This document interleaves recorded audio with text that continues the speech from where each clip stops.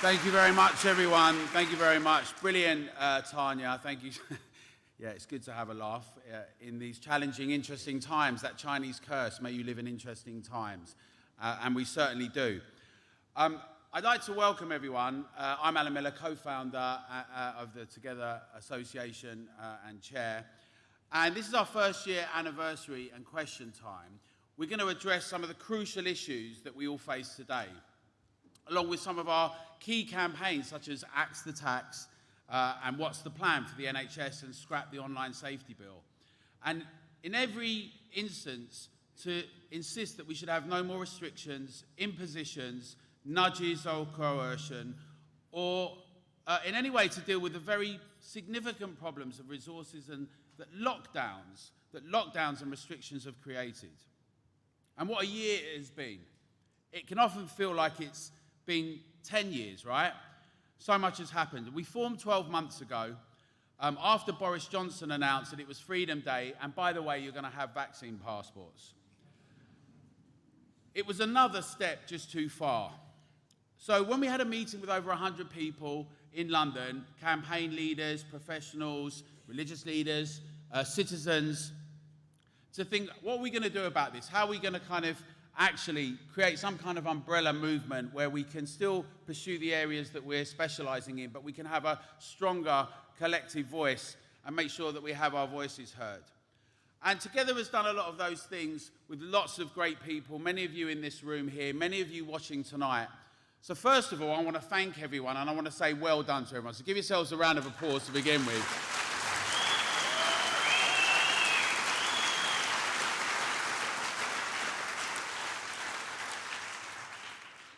Tonight, you're going to see a video we're going to play in a minute, which shows some of the campaigning that we've been doing over the year, from the very start at our launch, right through with some of the really important, momentous moments. And it's important to recognize the wins. It's important to say we did that. We challenged, we stood up, we stood our ground, we articulated it, and we won certain things. But there's also a lot of things that we did not win, and there's also a lot of people that we have not won.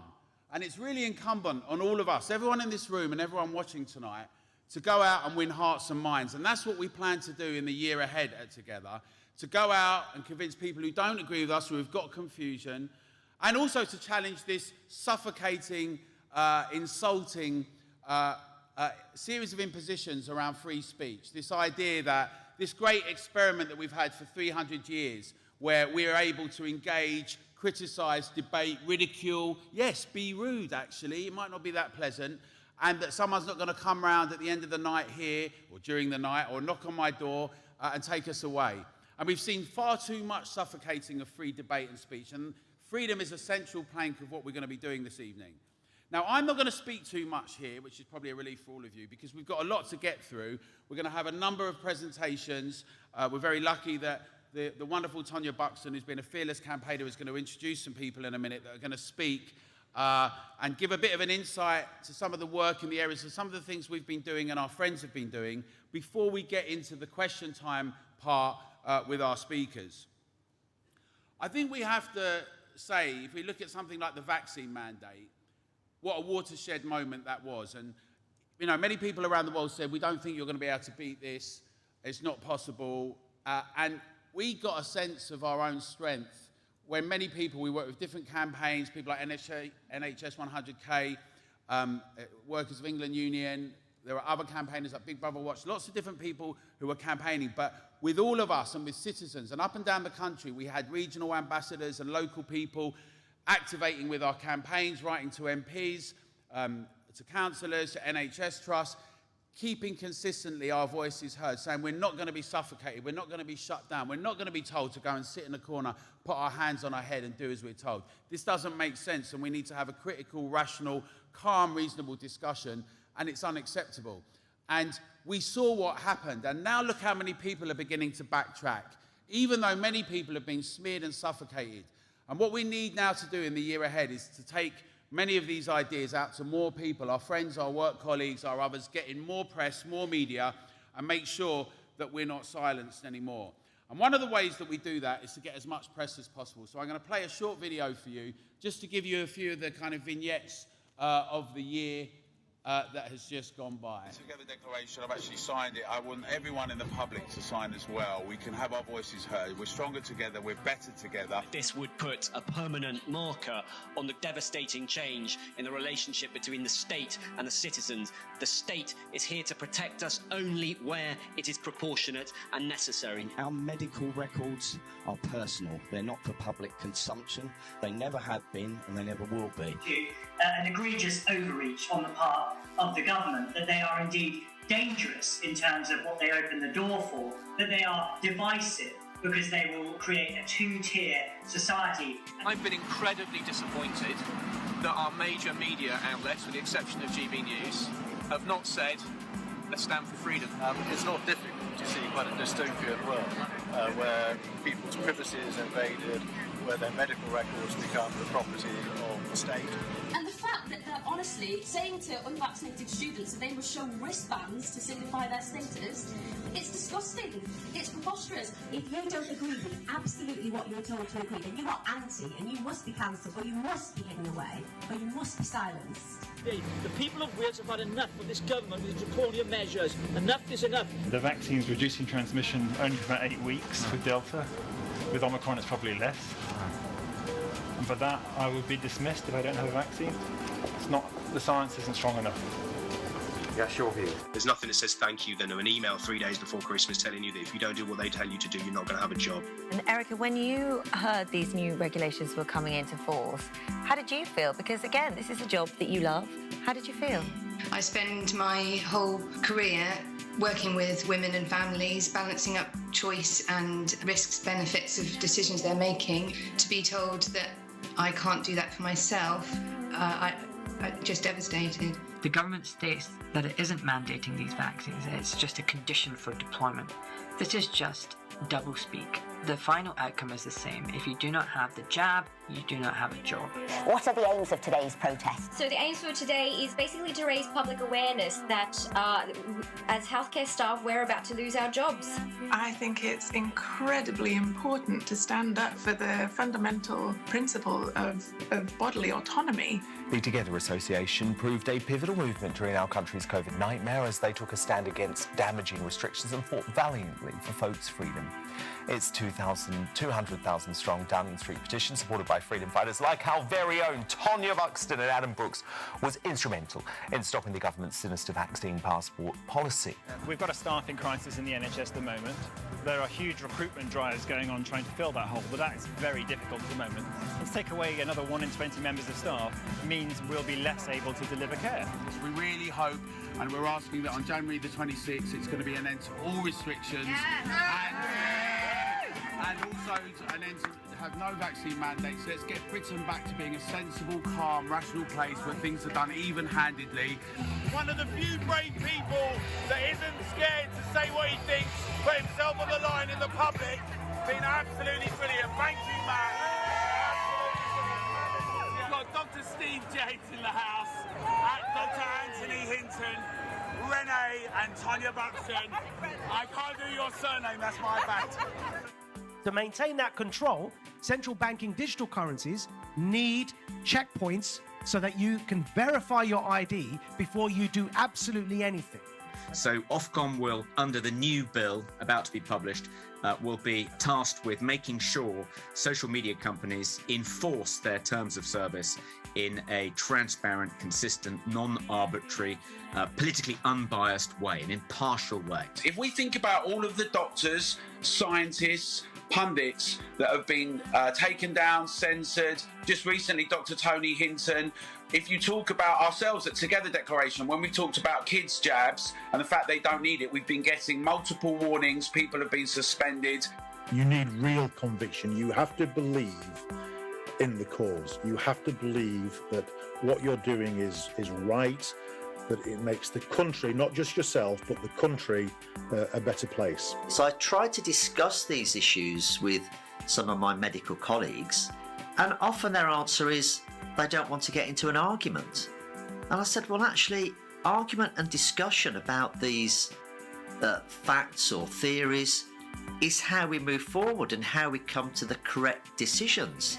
The key is understanding this idea that decisions are informed And a key concept is consent. For consent to be valid, you have to be informed about all the benefits and harms of a treatment, and that's incredibly important to understand. We've found out that our leaders will use fear to control our behaviour, to manipulate us. When did we, as a nation, ever consent to these sorts of tactics being used? We have had serious people suggest that anyone that says things that are sort of anti-vax, it was mainly aimed at, but who knows where it would go to, would get a jail sentence. And obviously that's not an environment where you can have open debate. It's not an environment where people who've got concerns feel readily able to raise those concerns. Where is the robust plan to deal with what we know is coming down the pipeline? We need to know what the plan is. Yeah. And that's why we're insisting at the Together Declaration that they make that absolutely explicitly clear. We were told to protect the NHS, but in fact, its role should be there to treat the public. We're using their nudge graphic saying, what's the plan, in the same symbolism they use for all those press conferences. Together!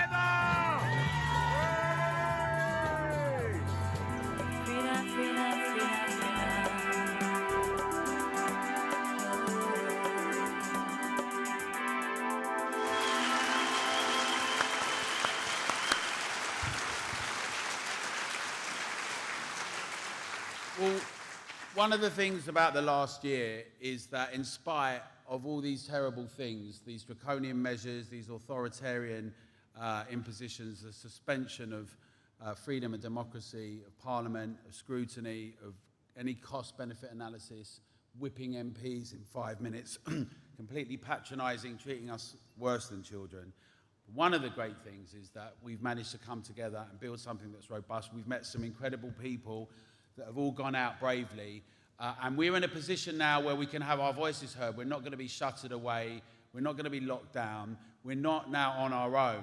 And what's really important tonight on Question Time is we're going to address a number of different things for Together Question Time. But in the spirit of open debate and discussion, we want to go out and engage as many people, all the people watching at home, and sharing this as much as possible. I'd ask you all, I'm going to take a photo of you all, you can have the lights up. I'd ask you all to, those that are mindful or willing to do, to post from here saying that you're at the Together event, #Together and Together Deck, saying our 1 year anniversary. We'll want to get out there trending. We've got a number of different ways that we want to get our voices out as much as possible.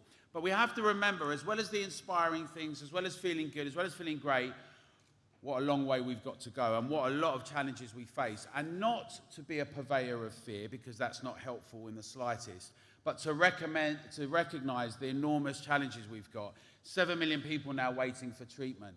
Every year we're told the NHS is in crisis. But this year, you know, where's the preparation? What happened to the Nightingales? Where's all the resource? We've already got people talking about more mask mandates, more impositions and regulations. We're not going to have it.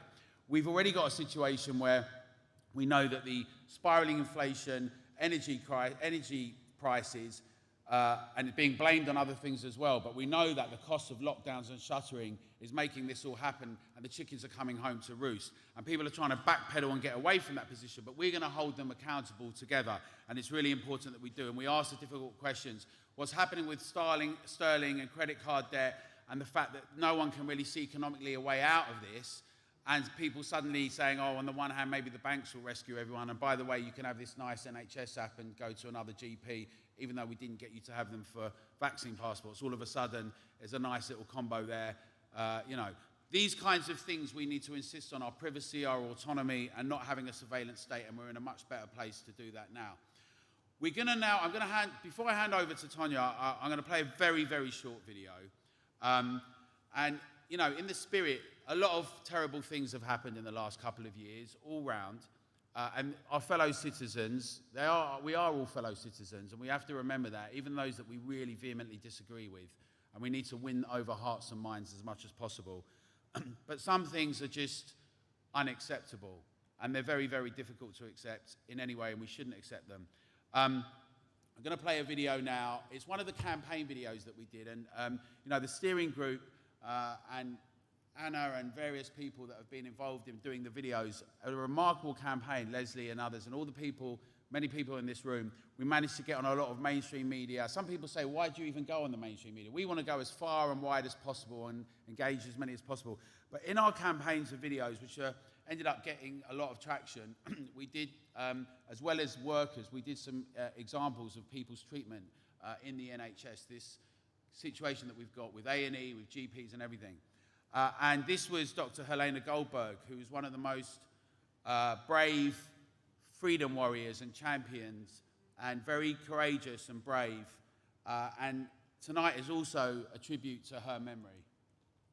I was diagnosed with cancer in 2018 and went through 6 months of radiotherapy and chemotherapy. A year later, I had a follow-up scan and that showed an abnormal lymph node. Despite me then pleading for this to be followed up, I didn't get a PET scan till September, got the results late in October, and was then told I needed radical surgery to remove my bladder and womb.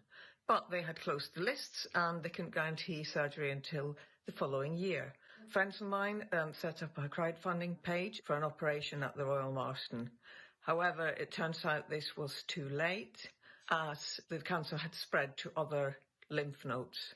I actually had sepsis. I was left on a trolley for 18 hours. The second time, again, I had sepsis this year. I went to hospital fearing that that's what it was, but I was sent home from A&E. However, this next day, I was called in urgently. It took me 3 hours from when I came to reception to actually getting the antibiotics. So the A&E departments are horrendous, my experience there. And that's because all the burden, all the pressure is now on A&E departments because of the massive backlog and because GPs haven't been doing their jobs.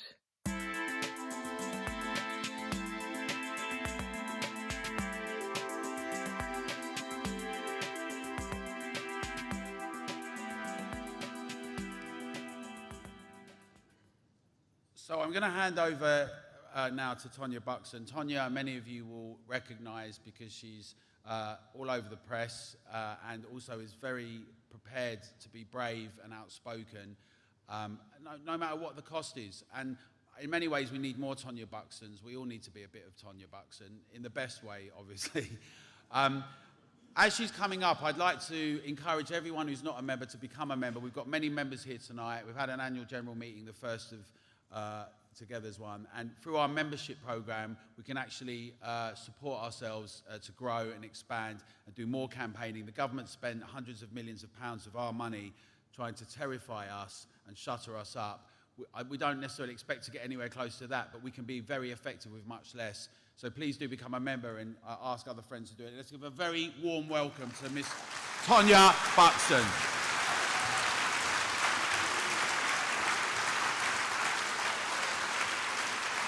A bit mad that I'm standing here because all I am is a gobby Greek cook. But I refuse to not be a gobby Greek cook. And so when I started speaking up, all my cookery work just dried up. And that was the end of that. And I thought, right, this is not on. I've got to start speaking up. And speaking up and being brave has brought me to meet all of you and to have the honour to introduce the people that are going to be speaking now. The first man that I'm going to introduce now is Francis Hoare. He is a public law barrister. He was the counsel challenging the first lockdown and the legal challenges to travel restrictions, masks in schools, and the vaccine mandates for care workers, which we won. We won.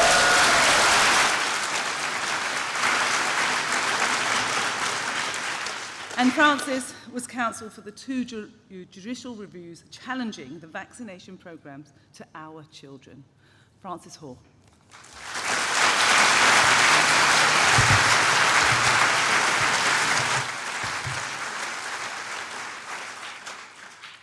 Thanks very much, Tonya. Alan asked me just to say a few words, just to update you all on those judicial reviews that were supported and also, to a certain extent, the background to the judicial reviews that we had. We started out, well, I started out and Simon Dolan started out in April 2022 when times were very dark. As you may remember, if anyone spoke against it, you were automatically accused of being a granny killer. So on the back of an article that I wrote, we brought that judicial review. It was unsuccessful, but it did go to the Court of Appeal, and we did build up a very large body of evidence which was put squarely before the judges about lockdowns, their inefficacy, and the fact that they breached so many different human rights. The courts didn't want to hear that. They didn't allow us permission even to bring that argument. As Tonya said, we brought other ones since then. But in the last year and a half, we have concentrated on different things. With Stephen Jackson, we started a judicial review against the first, what was to become the first vaccine mandate for care workers. In fact, we started it against Berkshire Care Homes, which were imposing a vaccine mandate of their own before the government announced that they were going to do it. Tonya gives us too much credit because, in fact, the judge refused that application for a judicial review. We then brought another one with the great Steve James as one of the claimants against the wider NHS vaccine, and in fact Charlotte, I think, was Charlotte Grossius as well was a claimant in that one, against the wider NHS vaccine mandate. That didn't need to go forward because the government backed down. And more recently, as Tonya said, we have been bringing two judicial reviews, firstly against 16 and 17-year-old rollout of vaccines, which turned into a challenge against the 12 to 15-year-olds, and then a separate one for the separately introduced vaccine rollout for children between 5 and 11. And they too haven't been successful, unfortunately. What lessons can we draw from this? Well, all I can say, Stephen Jackson, who's my instructing solicitor in most of these cases, all of these cases recently, wrote this on the crowdfunding page, and I think it's absolutely right. He said, what have we achieved? Firstly, the government has been forced to defend its conduct. Secondly, there is now a public and historical record of the conduct of the government, their advisors, and the courts during this period.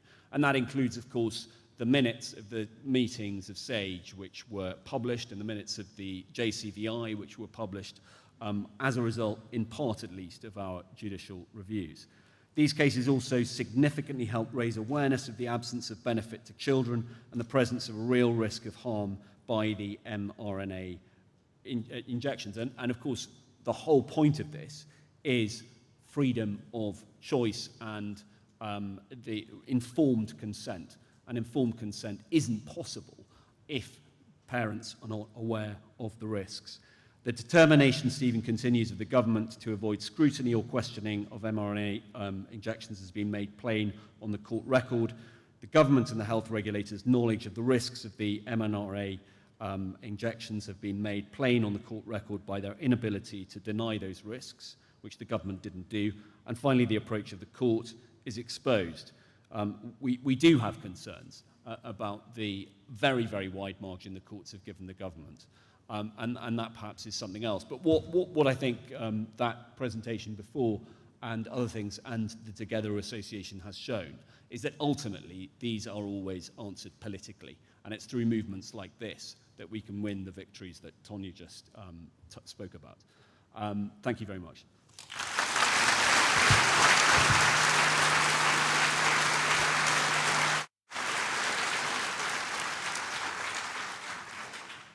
I'm getting goosebumps listening to these guys. I don't know about you guys, but Ryan Carter is an employment advisor for the Workers of England Trade Union, a passionate defender of freedom and employment rights. Ryan is also, a few of us are in this, a member of the lifetime ban from Twitter Club for expressing opinions that the big tech arbiters of truth just don't agree with. Please welcome Ryan.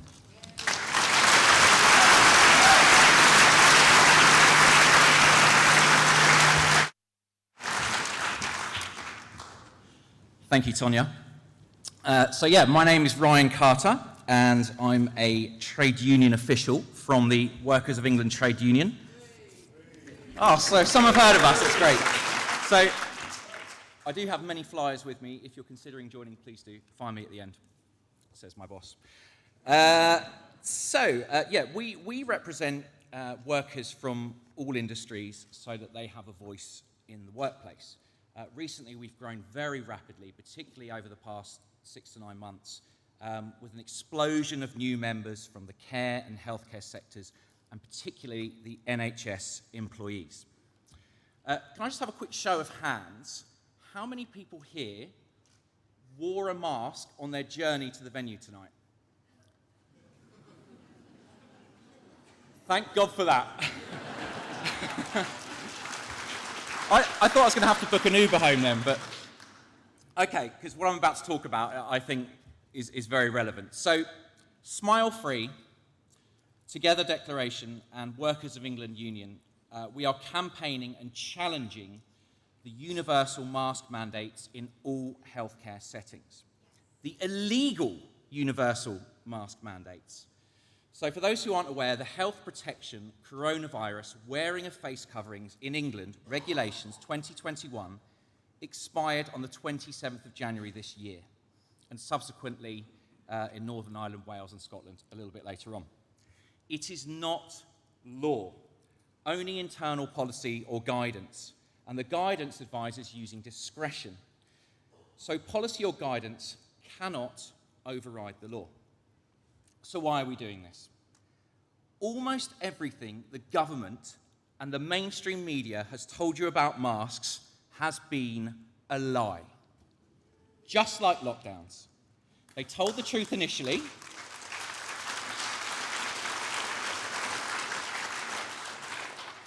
They told the truth initially, then they switched it. The truth is, fluid-resistant surgical masks, the blue masks that you often see, cloth masks, plastic visors that are 3 inches in front of your face, hoods, pairs of underwear you might put over your face for whatever reason. Some people might have other reasons for that, but we won't get into it. Do not prevent or mitigate the spread of SARS-CoV-2, which is the virus that causes COVID-19. Why did we never wear masks for influenza or the other seasonal respiratory viruses that we had before 2020? We've thrown more than 70 years of evidence-based science and research down the toilet. Mask mandates were brought in for 2 reasons: political lobbying and behavioural compliance. So if anyone has read A State of Fear by Laura Dodsworth, who I can see sat over there.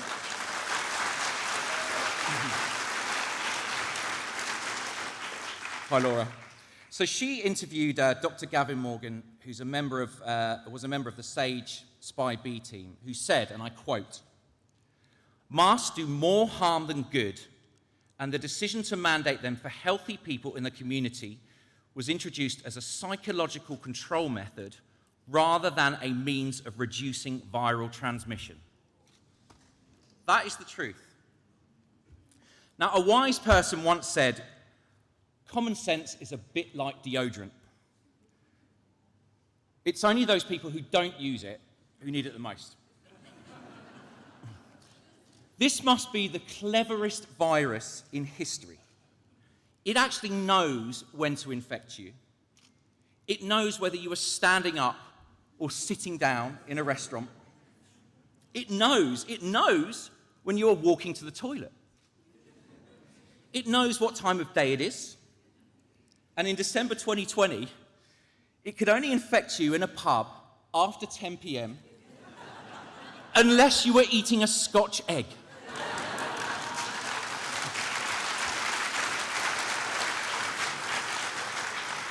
And they tell us this is the science. So the idea of forcing masks onto healthy people in the absence of symptoms is utter madness. We have to fight this anti-scientific nonsense and stop this from becoming the new abnormal. Think how much public money is wasted on useless blue masks in healthcare settings that is then sent to landfill or ends up in our oceans. Masks come with numerous harms, physical and psychological. There's actually too many for me to mention here today. And over my dead body, are we forcing masks back onto children in schools this autumn?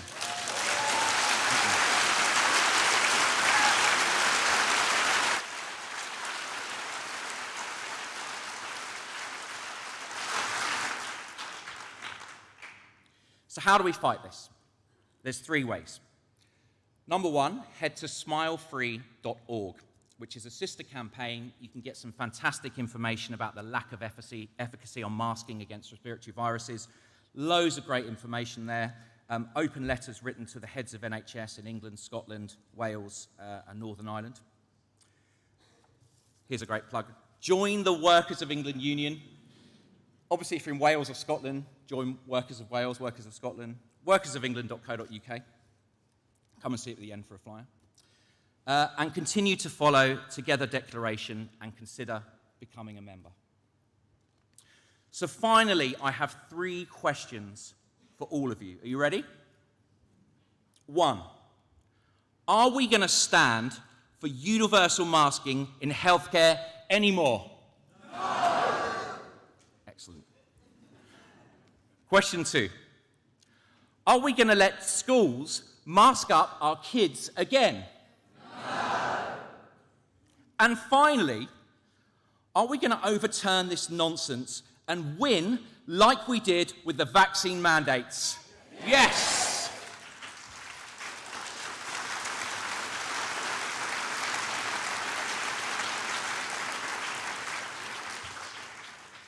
So my final point is, as individuals we can make change, but when we all come together through organisations, we can bring about substantial change. If we challenge this together, we can end this non-scientific nonsense and we can finish it once and for all. Thank you.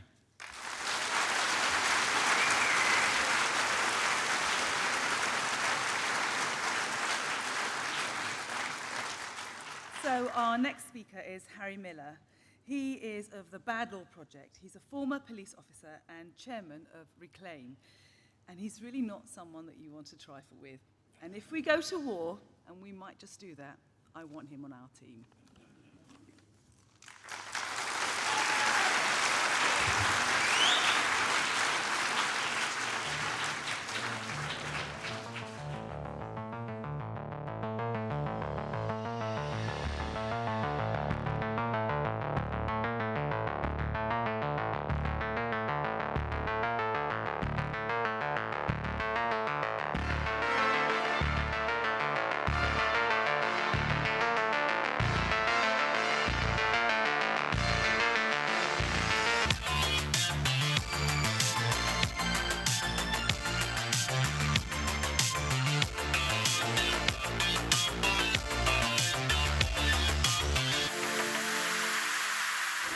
But the time for complacency is over, and we are going to take back the respect for the rule of law. What the Bad Law Project sees is a growing tendency in this country for people in public office to appear, now I'm not saying they are bought, but to appear as if they have been bought.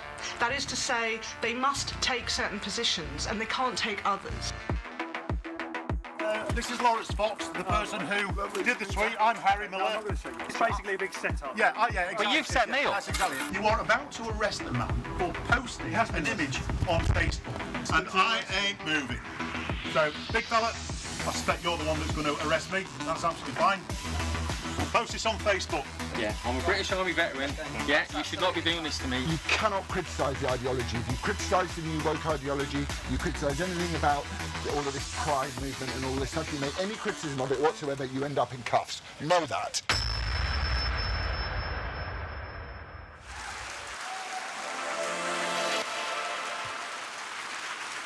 So, ladies and gentlemen, bad law is not coming.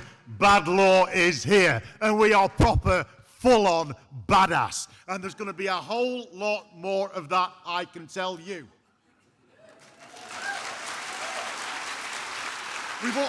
We've already heard how our nation, our government, our public bodies have been captured by guidance when we've handed over our democracy to so-called experts. This is the bureaucratic nightmare that Max Weber spoke about, and we have to resist it. Here's the thing. Where was our opposition during the COVID years? Where was it? It was neutralised. It was neutered. Keir Starmer, if he had any bollocks, he lost them. And the reason that we didn't have an opposition is because we replaced politics with the toing and froing of ideas and the antagonism that comes with political debate. We replaced that with reliance on experts, self-appointed experts, unaccountable experts, and their damnable guidance.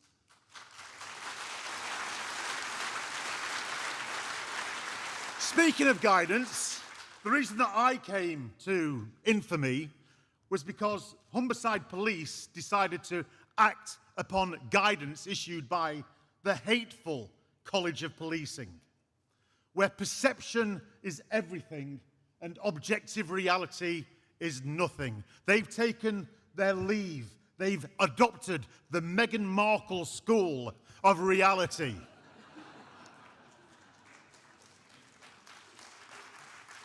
And it's our job at the Bad Law Project to drive out this guidance so that we can return to the proud tradition of freedom, where our freedom to think, speak, act, do is only restricted by parliamentary democracy and by the enactment of clear and foreseeable laws. So our job is to drive bad practice from good law. On this video, you just saw an absolute hero. A royal green jacket with 30 years service and a chest full of medals, being arrested for posting a picture on Facebook. That's the kind of man, or woman, or both, that the Bad Law Project are appealing to. We will stand for you. Toby Young's here. If you're a member of the Free Speech Union, and you're a member, and the monster comes and gets you, Toby Young will come and fight to rescue you from the monster. What we will do at the Bad Law Project is take our sword and go and kill the fucking thing.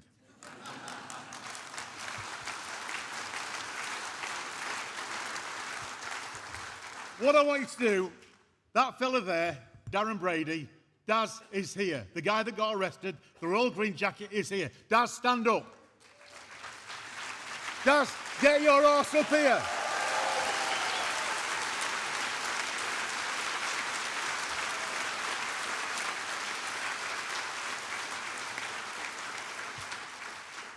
There sits a common man who enjoys his freedom based on common law. One of the scariest things I ever heard was when I sat down with the Chief Constable of Humberside after the High Court had likened his force to the Stasi, the Cheka, and the Gestapo. You would think that any one of those things would give you a wake-up call, but all three, my goodness. And I said to him, why is it, Chief Constable, that somebody, when the world looked at what you were doing, persecuting me over a bloody limerick, why did you not apply some common sense? Why did somebody up the food chain of command not apply some common sense? And he looked at me and said, Harry, you need to understand this. Common sense is not an appropriate tool for a police officer. The reason being, it leads to unpredictable outcomes. What we need is more guidance. My goodness, that is the kind of Chief Constable who needs removing from office. The College of Policing, which promotes this nonsense, which trains officers to see hate in a slice of toast. This College of Policing, which sucks up £71 million of our British pounds every year. It's a hateful organisation. It needs shutting down. It is utterly incompetent, and it is one of our targets. So the Bad Law Project, we were coming. We're now here to stay, and we will be taking on any institution that attempts to restrict our freedom from the cradle all the way to the grave. Thank you for having me.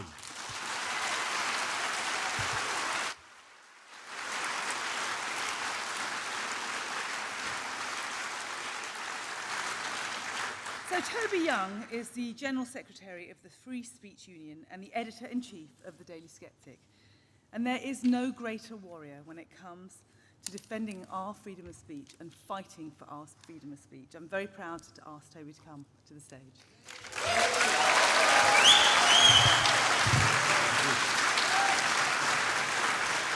Thank you, Tonya. Happy first anniversary to Together. Between you, Alan, you and Leslie have created a fantastic organisation. Congratulations. You should be proud of what you've created and what you've achieved so far.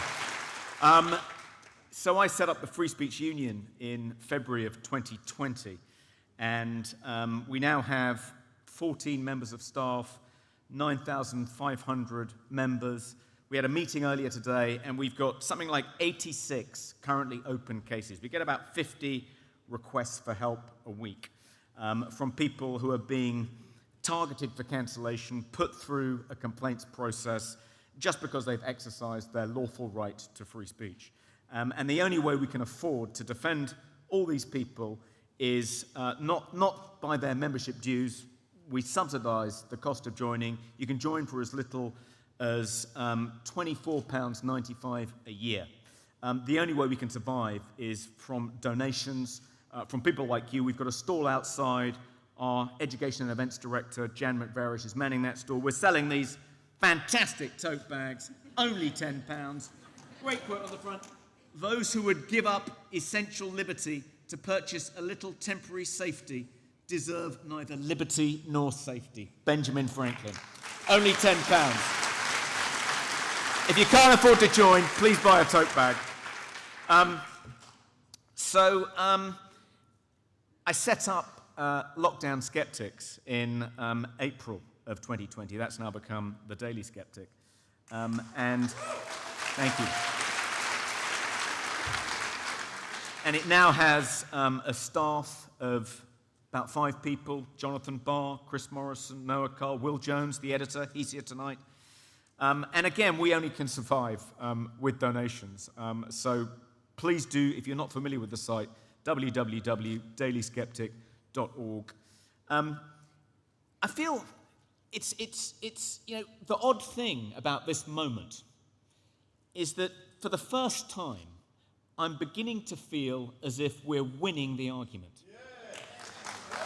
I wrote my first piece saying I thought lockdown was a catastrophic policy error on March 30th, 2020. Less than a week after the first lockdown had been imposed. And I've been ploughing a pretty lonely furrow for the last 2.5 years.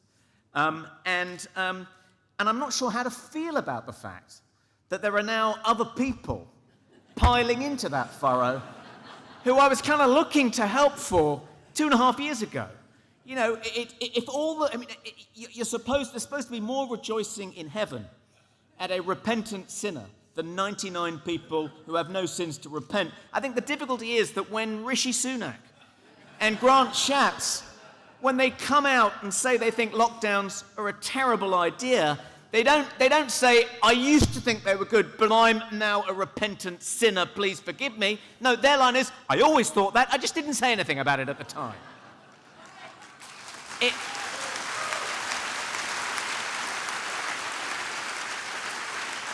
It reminds me of that line about all the people that claim to have been at the impromptu Sex Pistols gig at the Screen on the Green in Islington in 1976. To accommodate all the people that said they were at that gig, you'd need a venue the size of Wembley Stadium. It's like, you know, after the Second World War ended, more people claim to have been in the French resistance than the entire population of France. I'm happy to be actually among the real resistance here tonight. You were there from the beginning. It's good to be amongst fellow soldiers like Harry Miller. So all of you should pat yourselves on the back for having been right all along. You don't have to pretend that you were against lockdown 2.5 years ago. You stood up and you were counted. unlike so many others who claim they were against it now, but we know really weren't. But my message, I think, to you tonight, and I think Alan would want me to say this, is if we are going to continue to persuade people to come round to our point of view, if we're going to stop anything like a lockdown happening again this winter, God forbid, we can't say to people who now claim that they were never in favour of that policy, we can't say, where were you 2.5 years ago? We have to just gently and graciously welcome them to the fold whilst pretending that they've always been in the fold. So, at the Tory party conference next month, when Matt Hancock comes up to me and says, Toby, I always thought lockdowns were a terrible idea, I'm not going to fall off my chair. I'm not going to drop my drink. I'm going to say, Matt, I always knew you were one of the good guys. And that's what we had to say. Thank you.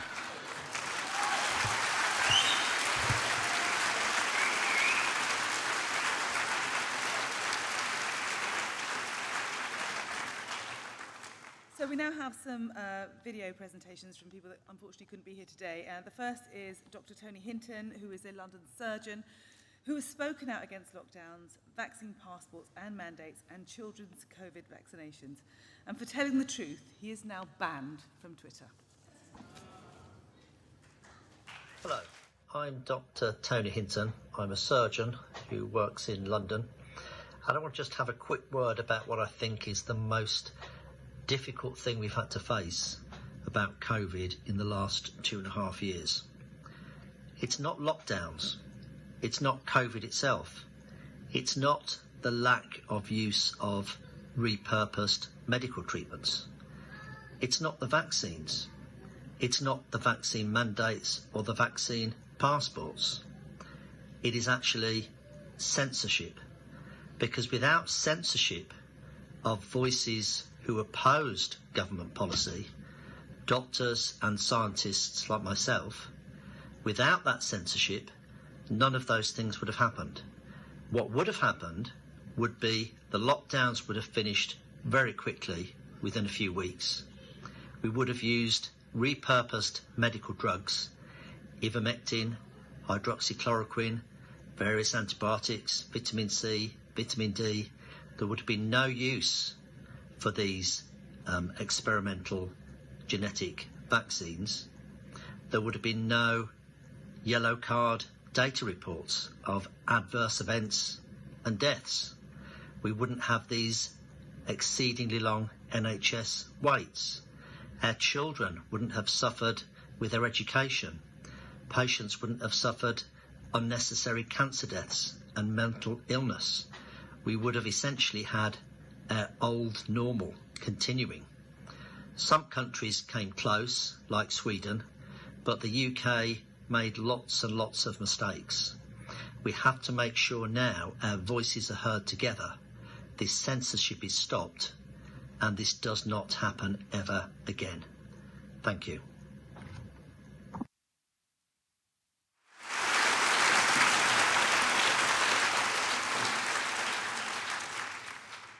So when I asked Matt Letizia what he wanted me to say, he said former Southampton and England football player and Sky Sports football pundit. He wanted me, that's all he wanted me to say about him.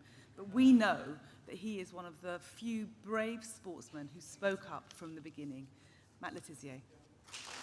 Matt Letizia here. Now, as many of you know, I have been vilified in the press, in the media, just for having the audacity to ask people to look at both sides of the story before making their mind up on things.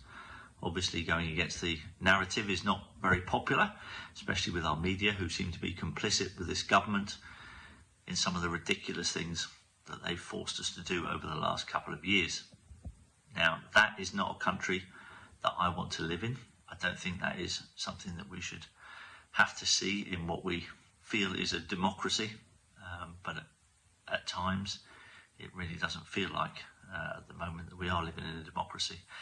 So there's lots of things going on. The online safety bill is an absolute joke, and we need to get that stopped, and we need to do everything we can in our powers to stop the government and to stop the media from taking away more and more of our freedoms. This is essential. We have to stand up together. I call on my fellow verified people on social media that if you know that something is wrong, you need to speak out as well, because we can make a difference. And these people need the majority of us to agree to their rules for them to pass through. So as long as we can get the majority to say, no, we will not comply, they will not win. So we need to keep fighting. Luckily, I was born with a pretty good mental attitude, and so the criticism that has come my way is like water off a duck's back, and they will not silence me, and I will keep on speaking out, and I hope that you do too. Good luck, everyone.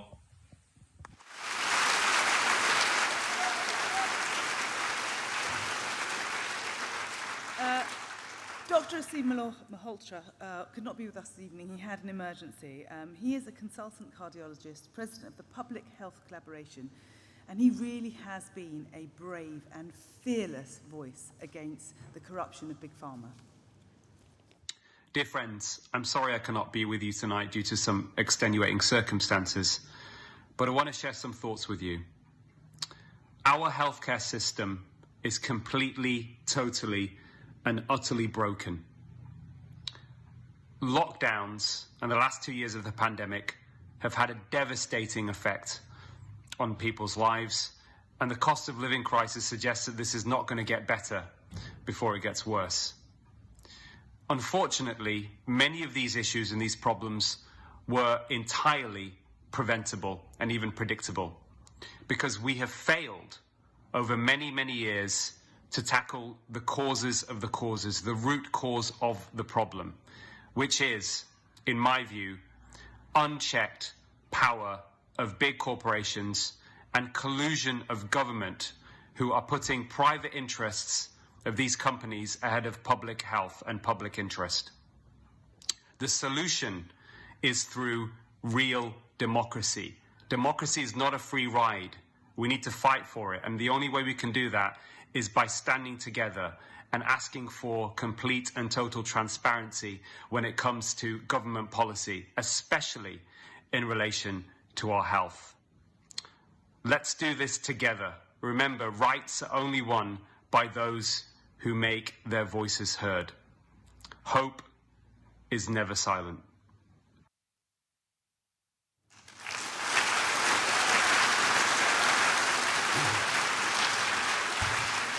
Okay, we started a little late, so I apologise this evening, but now we're going to get on to the Together question time.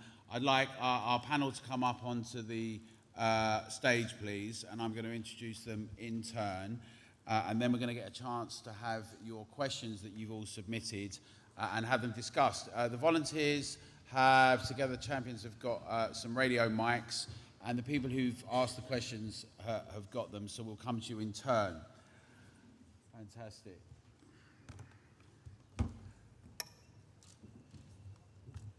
So starting, I'm going to just, there we go. We'll start here. We'll start on my geographical left, not political. Molly Kingsley, thank you. Molly Kingsley is a mother, campaigner and author. Molly launched Us For Them with 2 other mothers and has been responsible for helping to change policy with regards to children's masks and education. Her recent book with Liz Cole is called The Children's Inquiry, and like with Laura's book, I would really, really encourage everyone to read it because it's a really important contribution. You give everyone a clap at the end just when I introduce them so you know, not each time. Next to Molly, we've got Dr. Renee Hurtingham, who's an NHS GP who is also appears regularly across the media and writes for the Daily Mail and other publications. Next to Renee is Dr. David Paton, and Dr. David Paton is Professor of Industrial Economics at Nottingham University Business School. He's also had over 60 peer reviews internationally, and he has advised various governments on various issues, but the current one did not ask him in to advise them on COVID policy. Next, David is Dr. Steve James. Steve is an intensive care doctor, and he came to much of the world's attention recently when he challenged Sajid Javid at King's Hospital and helped put an end, actually, create a watershed and put an end to the vaccine mandate.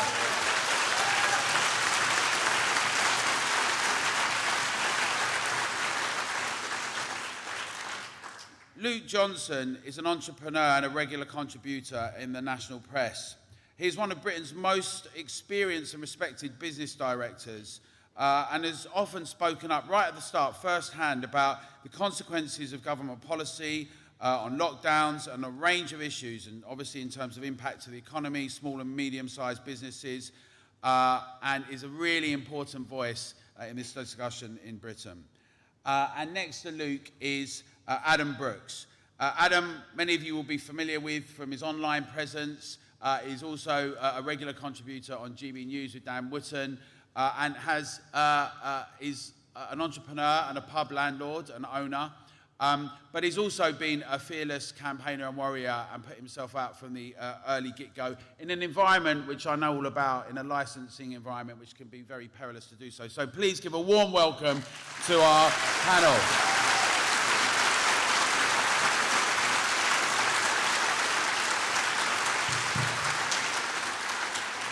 Now, we're going to get straight into it tonight. So basically, what's happened is we've got some questions that have come up, and we're going to go to the first question of the night. And I need a bit of light here, actually. But the first question of the night, which is going to be coming, thank you very much, from Ruth Sidwar, please. Ruth Sidwar. I can't read it. It's Rookie. Sorry. Sidwar, but that's fine. Sorry, I couldn't read that. Just before we start, I want to say my heartfelt thanks to the Together Declaration, because right from the start as well, I was thinking I'm on my own. Where are the dissenting voices? Where is the discussion? Where is the debate? So I think, like many of the public, I want to say a big, big thank you.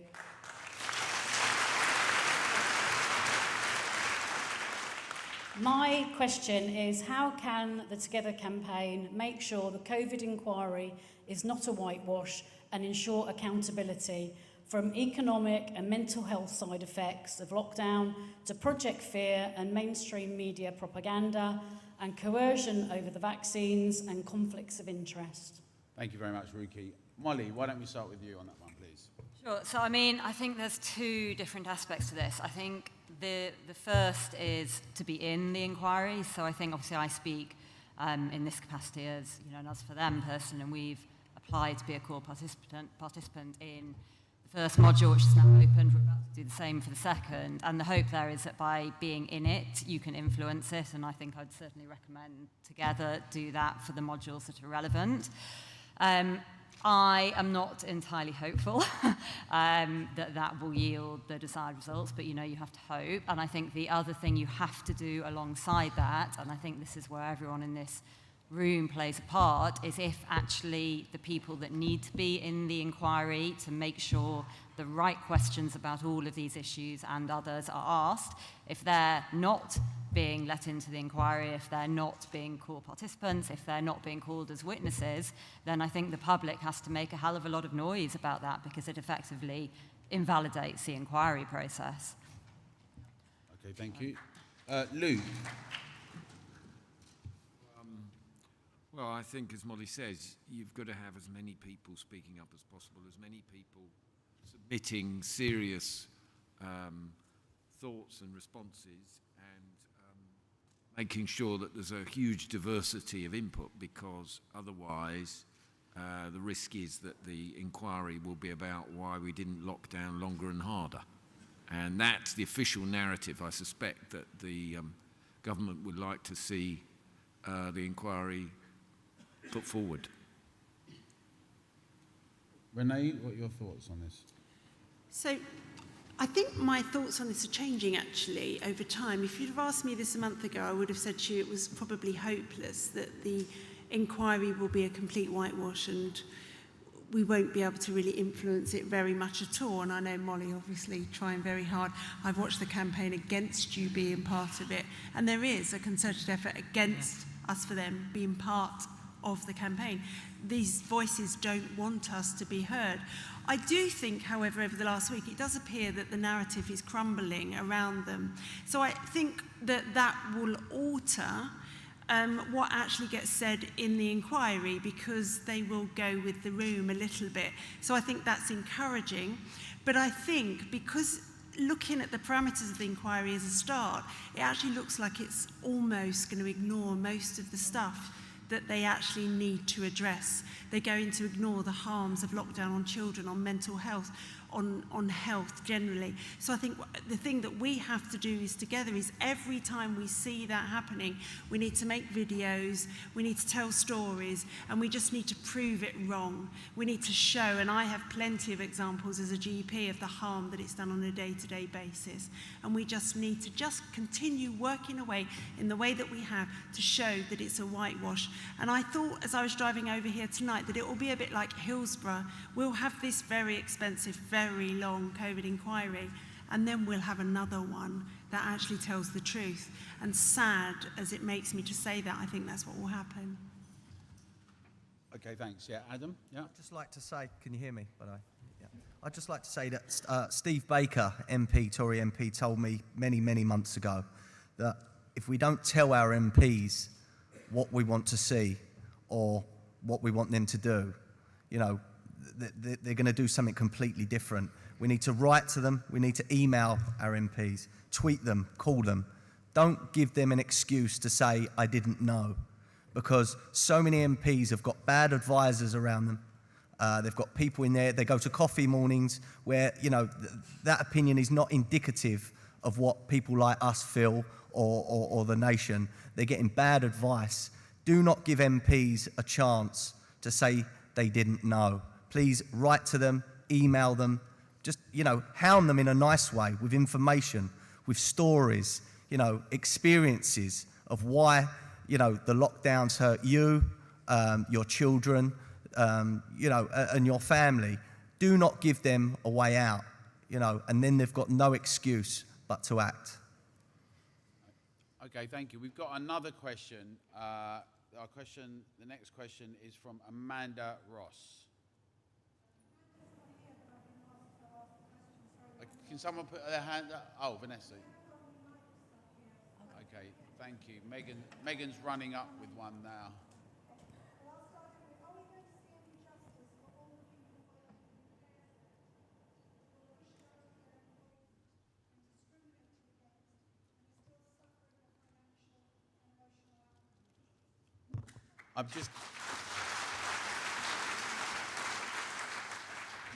We've all heard that in the room. They probably wouldn't have heard that. Let's respond, and we'll go through it in the answer. So why don't we start with you, Steve, on that one, please? I sadly think we're not going to see any justice for that group. I think they will in part become another group that was a victim of what's gone on. But whenever I hear the word victim come out of my mouth, I also think the flip side of this is if you've become a victim, that means you were in a certain state of powerlessness, which you yourself have been partly responsible for, and there's a way out, and that's to take more responsibility. And I do think that being an employment lawyer has finally become a sexy job to have, because everybody wants to know an employment lawyer at the moment. So there's that side of it.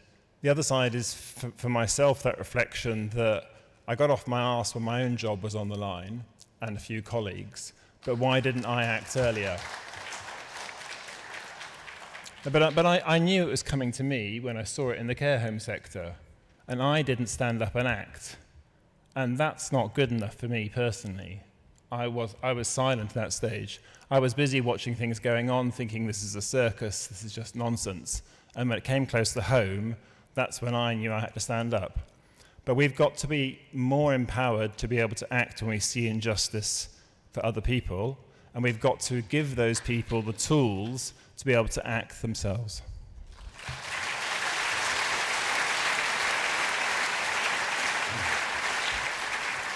David, what are your thoughts? Let's remember what this law did. It forced people to have medical intervention against their will when it may not have been in their best interests, We have the data now, and we can look at the data in England compared to, say, Wales or Scotland, where they didn't introduce the mandate, and we can be pretty sure that it did not save a single life in care homes. It caused people to lose their jobs in an industry which was short of workers. We know that led to, contributed to delays in NHS care for bed blocking, and it's created huge public distrust of public health and general vaccinations going forward. It was the biggest catastrophic own goal in public policy making that I can remember. Okay? So what we need to do is be relentless on the data that this was a policy we knew would not work from the start. I'm a bit more optimistic. I think people do respond, and I'm an economist. We have no morals. We're trained not to have morals or ethics, but actually that's the true important issue here, is the ethical question. But what really changes people's minds are personal stories. And I think the way to approach this is to persuade sympathetic MPs to promote an Angela's Law or Fred's Law, whatever it might be, to take an individual person who lost their job as a result of this mandate and to promote their story, and to look for a law that will give compensation for the harms that they suffered. And I think that's been effective in lots of other areas, and it's something that we should be pushing for the vaccine mandate.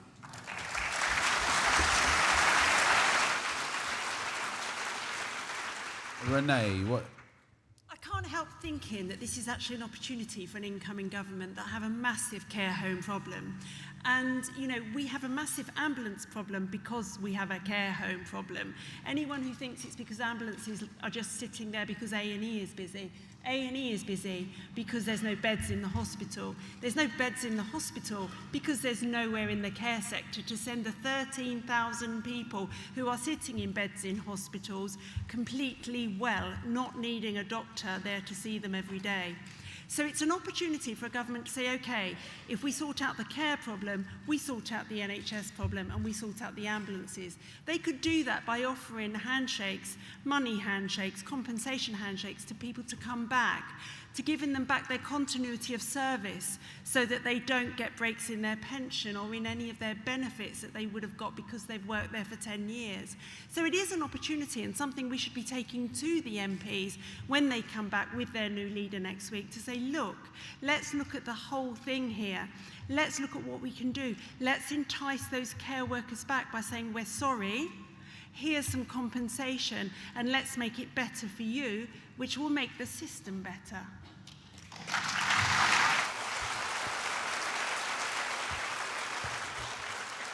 The next question comes from Jonathan Lee. Jonathan, if you could put your hand up. Can we get the mic to Jonathan, please, so everyone can hear on the live stream as well, please? Thank you. The main question is about the energy crisis, but very quickly I've got another one. I'm here with Ebony, who I've known for a while. We both were on LinkedIn and had quite built up accounts that we lost and then got back on and then were removed again. So we've touched on censorship, but one of the, if they have time now or later, is what can we do to get all the people who've been removed from social media accounts that are also quite important for businesses as well? What can we do to get people back on, if that's possible at all? But that's one question. The main question I was meant to ask is, given the devastating impact the steep rise in energy costs will have on businesses, our own business, our electricity bills just gone up 8-fold, and households, what is the best form of action we can all adopt to successfully protest and ensure they are pushed back? Thank you. Why don't we start with Adam on this one? I don't think many people in this country realise how bad this winter could actually be for millions of people across the country. It's not just households, that the media seem to focus on, but small and medium businesses are the heartbeat of this country. Millions are employed. I mean, I think there's about 3 million in hospitality, isn't there, Luke? 3 million people in hospitality. Now, I'm a publican. I've got 2 pubs. If I'm in business within a year, I'll be amazed. The electric prices have gone through the roof, and we've had hardly any media sort of attention until recently, and that's because of a few sort of voices standing up in the hospitality trade and other businesses to tell the story. Millions of people could lose their jobs this winter, which would again put more pressure on the state. You know, these are people that could have to go onto benefits, that could have to be housed. Something has to be done drastically, and we need to work together and be a voice to sort of fight back against these, you know, these unbelievable electric and gas prices that are being forced upon us. One thing I will say is, you know, MPs have sort of skirted around the consequences and the reasons of why this is happening. It's very easy to blame Russia and the Ukraine crisis, but much of this is the cost of lockdowns. My energy bills doubled last November because I was out of contract. And even in January, I was on GB News warning of the impending crisis with small businesses and especially hospitality, and I was ignored. And again, tweeting, you know, people that follow me on Twitter will know I get a little bit obsessed and I tend to rant, and I won't give up on that. But I was mocked in January for saying that this is going to be catastrophic. And now we're here, and it is going to be catastrophic. So again, you know, we need to write to our MPs, email them, call them, tweet them, and let them know we're not going to put up with this. You know, this could be the end of small and medium businesses in this country, and we need as many voices to fight back as possible. I have no answers. You know, I have no answers how to bring down the electricity rates, but in coming weeks I will be tweeting and putting out there tips for businesses and households how to bring their bills down somewhat. You know, anything is going to help now, but we need to stick together and sort of push back. Okay, thank you, Adam. Just on that, before I ask Luke to say a few things on this, our own campaign, Axe the Tax, has got very specific demands, immediate demands, which is to get rid of the green levy and the VAT on fuel and house energy, as well as retain the original cap at 1,300. That's a short-term measure, but that would be 52% on the fuel that you put in the car and about 12 to 15% on the house, and keeping a cap on 1,300. It obviously begs a number of questions. It's a question about resources, and whilst it's true to say that heat or eat came way before Ukraine, there's been a longer issue of a lack of innovation and development, hasn't there, Luke? And there needs to be a medium and a long-term plan as well, surely, right? And what are your thoughts on this? Yeah, I'm afraid I think everything is pretty bad in that last year energy and fuel costs cost the average household 4% of their budget. By next April, it's estimated to be, on average, 13% of their budget. I think that we could be entering the worst recession of all of our lifetimes. Now, it might be short-lived because there may be a solution to the war in Ukraine, and that would help things a great deal, I suspect. And there are some signs of other forms of inflation already coming down sharply because of fears of a serious recession. But right across Europe, there is a huge crisis. And this isn't quite the same as lockdowns in that I think it is not by government action that most of this harm has been done. Admittedly, we are in a terrible position because the government's pissed up against the wall 400 billion odd on lockdowns, and so the idea that they can continue with endless bailouts for businesses and indeed households is, I'm afraid, an illusion. And so I think it is going to be a really terrible winter for tens of millions of people. And I think, like Adam said, I think a great many of them don't realise just how awful it is going to be, because I'm in the food business and I can tell you now there's a huge amount of pent-up inflation in food and drink prices that hasn't yet fed through but will happen in the next 6 to 12 months. And given that half of Europe's fertilizer supply is now offline because of the costs of energy, that means that agricultural production is going to be severely impacted across Europe. So things are very bleak indeed, and I think society is also exhausted and angry after 2.5 years of lockdowns, and heading into the worst economic recession of our lifetimes in part, as Adam says, in large part actually triggered by the foolish reactions to COVID, is pain upon pain. And there are no easy answers. There are only going to be very, very difficult trade-offs. David. Well, we are in a crisis, and yes, the roots do come from lockdown. The government spent £140 billion paying businesses to shut down and people not to work, and we're seeing the consequences of that now. But there are things that can be done. So we've had this terrible inflation crisis. That does mean that the real value of government debt is a little bit lower. There is scope for government to look in the long run and to invest in growth. So I do agree with the Together campaign in terms of axing the tax. There's radical things that can be done on VAT, reducing VAT on energy for business, cutting the green taxes on energy bills.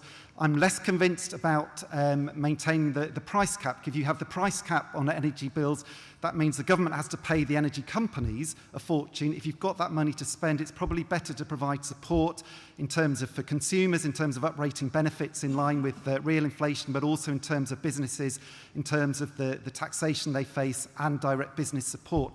But actually, over the next few months, that we've already seen the signs that some of the inflation may not be going up as high as the worst forecasts have been. That if the government takes the right decisions and recognises we're in a crisis and invests for growth, which of course takes risks in terms of the long-term public debt, but I think we have to go down that route at that moment, then I think there is a chance we can avoid a significant recession and avoid this wave of bankruptcies that we clearly are at risk of. Okay, thank you, David. I'm going to go out to the next question now, please, from Myra. Myra, can we get a mic to Myra, please? Thank you.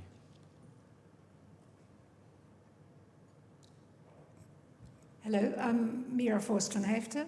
My question is, how do we get a nuanced debate back into science? A very good question. Let's go on that one. Why don't we start with Renee on that? Thanks. I'm smiling to myself because, it's such a great question, because it's not really a case of how do we. We must. There's no question we must, because, to have all of us to have been shut down over the last 2.5 years and to still be being shut down, let me tell you, in my GP practice, I'm seen as an absolute lunatic. I really am. I'm the only doctor marching around without a mask on, and my patients don't have to wear masks, and that's just crazy because I might die at any moment, or so might they.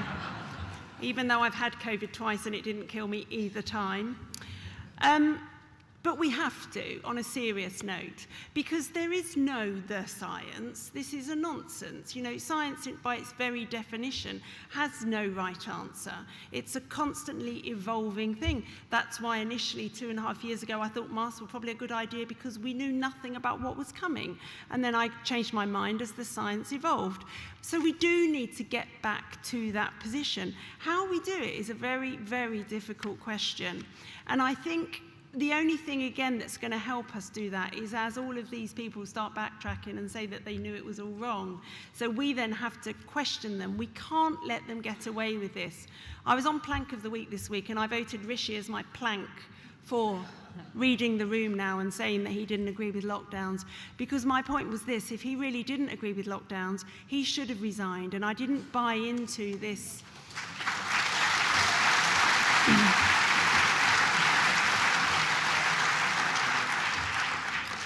I didn't buy into this, well, I was a chancellor, it was a crisis, it was a really responsible thing, I couldn't resign. Of course he could. And if he had, because he was the chancellor, he may have taken with him on those backbenches enough MPs to stop all of these votes just be nodded through. He may have had the power to do that. And that's what we must do. We must continue as we have, carrying on, pushing back, and pointing out to these people why their dictatorial stance was wrong, why science is not ever settled, why it's important to have different views in the room. And we must insist in the future, if anything like this is ever attempted again, that they cannot just collect a group of people around them who say what they want them to say. They have to listen to dissenting voices, even if they don't like it.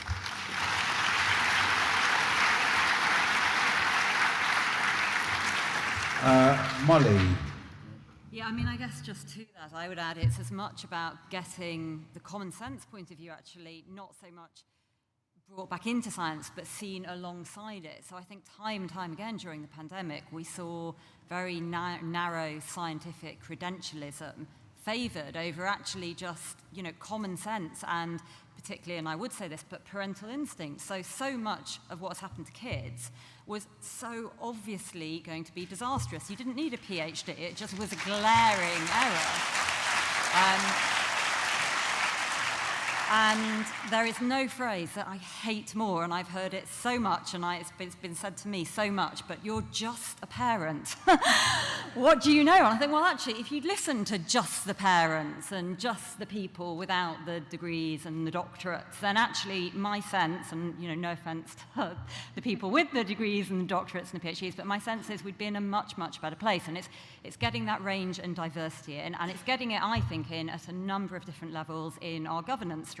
So, you know, we've talked a lot about SAGE and what went wrong there and voices within SAGE being dissented, but actually it's every level, isn't it? It's at every level of our politics. And I think there's a huge argument at, you know, thinking about how we get more normal people actually into politics, whatever that looks like, how we get more people, you know, into campaigns like Together, how we take the message out to the broader population, because they're the kind of people we need to bring into these conversations.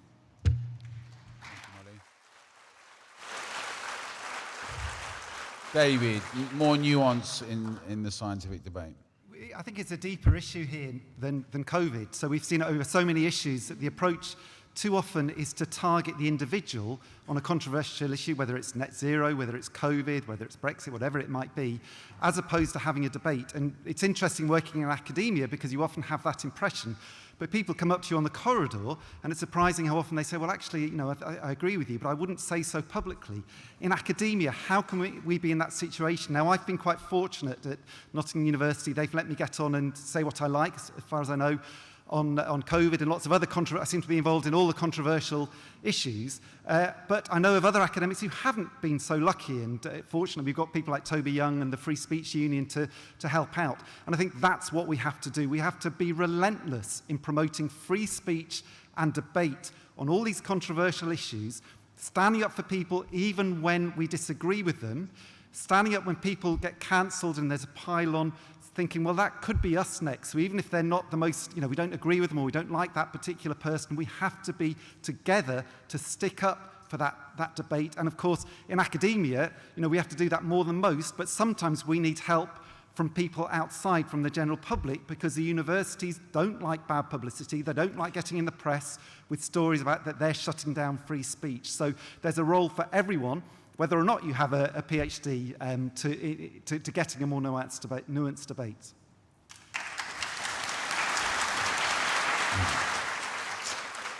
And Steve. Yeah, so there are two shackles currently on the nuanced debate idea, because science will naturally be nuanced if you don't constrain it or don't bias it. One is the free speech element, and the other is the financial ties between big corporations, academia, and the regulatory bodies or governments. If a scientist is being paid in the first place to have an advantage, to have a better funded lab, to produce data for a pharma company, for example, more likely to be published, more likely to join the regulatory bodies, more likely to influence policy, you can never have nuance if one part of the argument or the discussion, the debate, has got a big fat wad of cash in their pocket. You've got to sever those links. You've got to be able to have independent...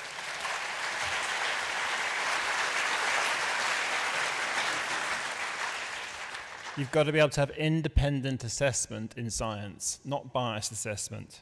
We need to have schools of bias to teach everybody in the country. We've all got to become eagle eyes at spotting the bias, the crud that is pushed out as science in popular media. And we've all got to know more about this and know that you cannot trust a scientific paper if it's been funded by someone who's got money from pharma in their pocket. You can't, and you can't make policy decisions on this.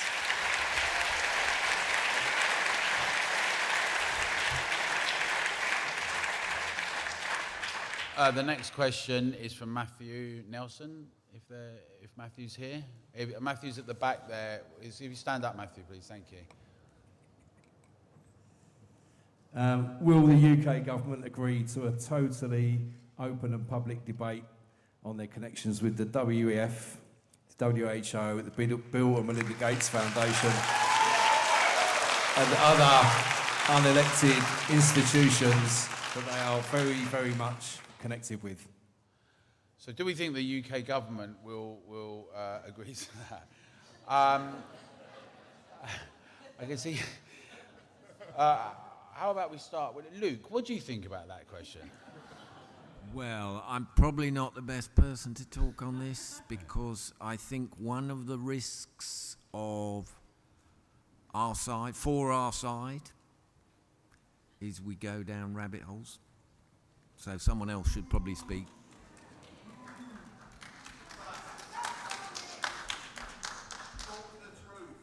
Yeah, no heckling, please, guys. Come on. Okay, so that's what robust debate and discussion is all about. We have different views, and it's important that we...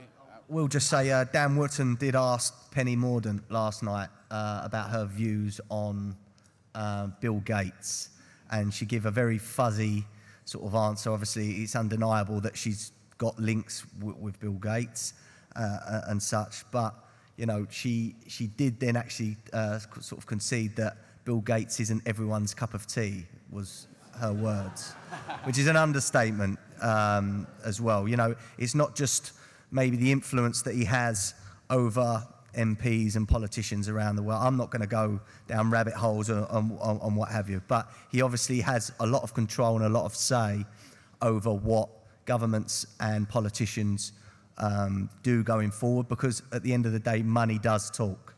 You know, and I think there needs to be more transparency and more honesty about how much influence these sort of figures have on our governments and our MPs.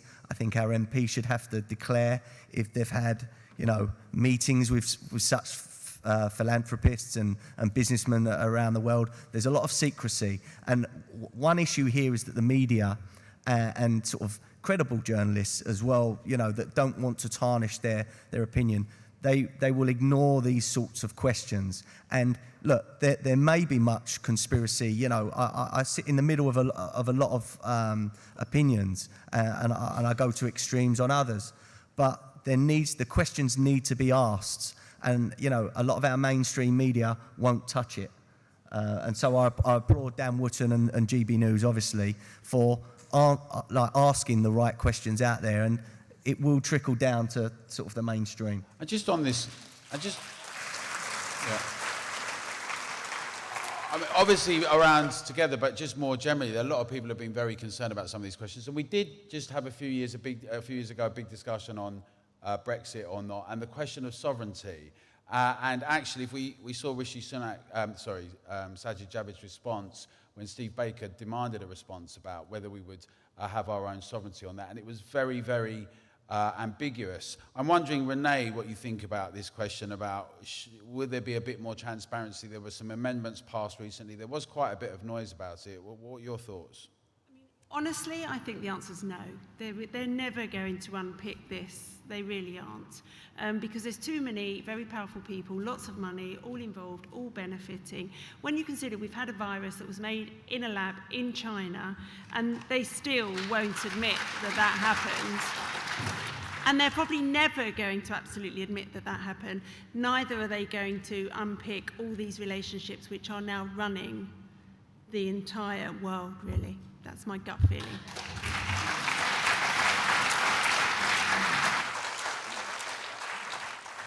Okay. Any thoughts on this, Steve?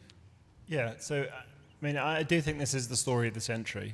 I do think that the haze of belief that the government is there and making its decisions based on our vote on who to put in, and that we just sort of carry on, and well, that's essentially what left us as vulnerable as we were to be knocked for six as a nation in the beginning of 2020. Because there is much more power held outside of government than the average person in this country is aware of. Now, whether that's legitimate, legal, for the benefit of the society or not, without making a comment on that, there's vastly more power held by the non-politicians affecting people's daily lives than people appreciate.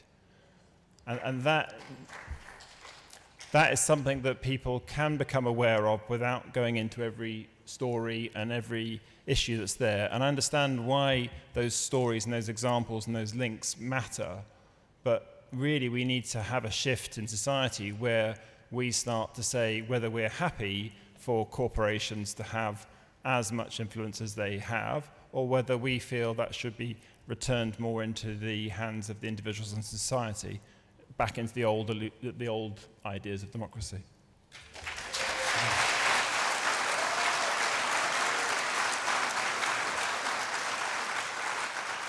We've only got time for a couple more questions, and then just before we round up. So we're going to actually go to one that was raised by Zoe Harkham.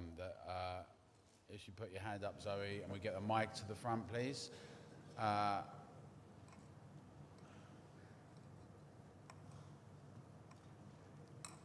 Thank you.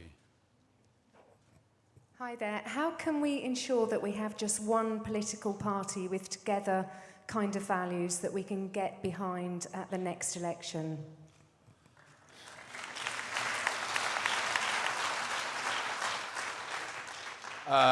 Any takers for this one? You don't have to agree necessarily. There should be one political party with together, but just any thoughts or I think we're being very optimistic, Alan, if we think that that's going to happen. The political system in this country, that some of these parties, they haven't got a chance to win a general election. So I think, again, as a collective, we've got to voice our anger, our experiences, and our demands to the local MPs that are close to us. I think I've met my MP once. We've got to start demanding that we can have more interaction with our MPs or our elected representatives. Alan, I feel, we're better off on the outside. I'm going to take Molly and then David, and then we've got one more question at the end after this. Thanks. So, Molly. Okay, so this is going to sound hopelessly idealistic and probably very naive, but I do think, and it's a thought process that I go through almost, as Alan knows, texting him, something's got to happen. And it's really easy to say it's all impossible, and it probably is. You're probably right, Adam, but actually, we've not tried. And we spend a lot of time talking about what's wrong, and there are some really grave problems, and we do get it's a tendency to go down these rabbit holes. And actually, you don't have to go down rabbit holes to understand that the country is pretty fucked up, and that actually all of our politicians have failed us beyond any imagining. There have been,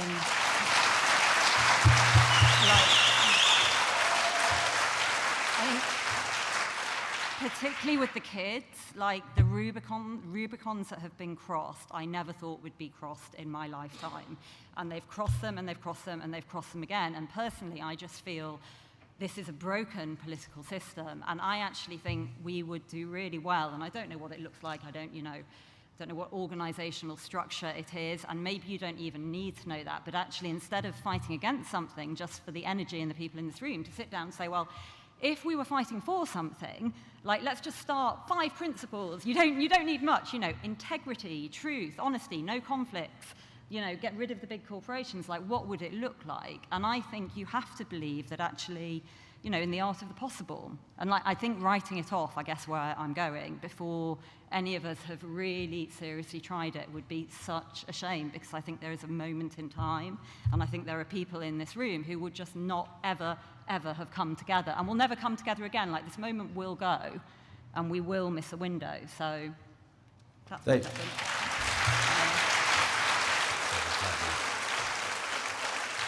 David. One of the beauties of the Together campaign is that it brings together people of radically different political views. And actually, I think that's a strength, not a weakness. And I think that suggests to me that we shouldn't necessarily be looking for a single political party. We have a system where we do elect individual MPs. There have been good MPs, not enough of them. There have even been some good MPs across the parties, even in the Labour Party, people like Graham Stringer, Emma Lewis-Buck, on some issues to do with freedom, who have stood up. I think my personal view is Together should be working towards a campaign to getting MPs and candidates signing up for a set of principles of the things we agree with, in the same way that people get people to sign up for net zero or other environmental principles. That's the approach where I think we can bring people together, as opposed to trying to sort of restart the system from scratch.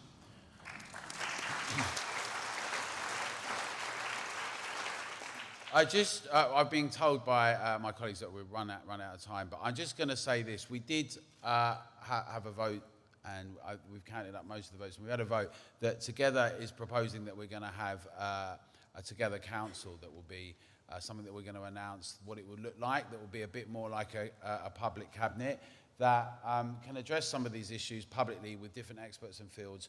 Just to abuse the position of chair for a second, the way things change in the world historically is when ordinary people do things. It's not legislators, it's not really smart people who say you should have that. It's when people insist on it themselves and demand it. And that can actually impact, obviously, MPs, and we've seen it happen with the vaccine mandate, but that's for all sorts of things historically in the modern period.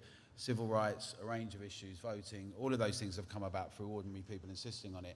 So I think we should bear that in our forefront of the minds and also recognise each one of our roles within all of that to get the kind of change that we may want to see happen, because, as Shelley once said, we're the many and they're the few. I would love to thank the panel this evening. Lots of different questions. We're going to be able to talk to them afterwards a bit more. We're all going to go off for drinks and everything. Can you give a very warm round of applause to our panel?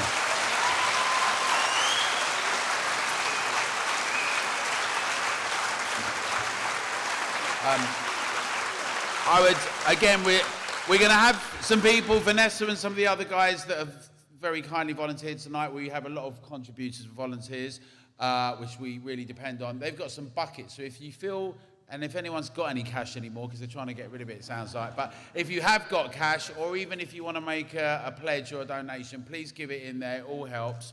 And I just want to thank everyone for coming tonight. As always, it always begs more questions than it answers in many ways. We've got a lot of work to do, and we can only do that if we go out, and we can only be successful if we can get people to join us and win the arguments and hearts and minds. So let's go out with that in view. Remember how strong we can be when we do that together, and let's make sure that we make our voices heard as we come through this period. With these campaigns, Axe the Tax, what's the plan, insist on answers, scrap the online safety bill. Let's work together, because we're always stronger and better when we do that. And thank you very much. And the final word goes to a very special initiative that we're big fans of. I'm going to ask Andy Shaw from Comedy Unleashed to come and say a few words to you. And thank you very much, everyone. Alan, thanks a lot, and I'll be very brief. Comedians had quite a hard time over the last couple of years because basically they lost their work. And it seems to be getting a little bit tighter. I don't know if people know, but about 3 weeks ago, Jerry Sadowitz, I don't know if people know the comedian Jerry Sadowitz, a very unorthodox, offensive stream of consciousness is basically his main act, insulting everybody outside and inside the room. Well, he was banned at the biggest festival, comedy festival in the world, at the Edinburgh Fringe. So an alternative comedy festival says that he no longer complies with their values. The values of an alternative comedy festival is not the values of defending and promoting alternative comedy anymore. So comedy is a little at risk. And some of you might know that Andrew Doyle and I set up Comedy Unleashed really to try and encourage free-thinking, unorthodox comedy, where the audience is the judge, and if it's funny, and that's pretty much it. Just quickly, we do a gig every month at the Backyard Club. We've just opened up a new club in Camden. But also importantly is we're going on a national tour, which starts in 2 weeks' time. And Tanya, the great Tanya Edwards, is very much part of the tour. If you just want to, there's Titania McGrath, Andrew Doyle, Reginald D. Hunter, Jeff Norcott, Leo Kurz, a whole bunch of people. We've got, in fact, about 26 comedians, and it'll be different people in each night, and it should be a lot of fun. And if it's successful this year, then we're just going to go on permanent tour next year. So if you want to go to comedyunleashed.co.uk, get on the mailing list, tell all your friends, and book your gigs. And just very lastly, Andrew Doyle just texted me actually on the way here tonight. He said, get a copy of the Daily Star.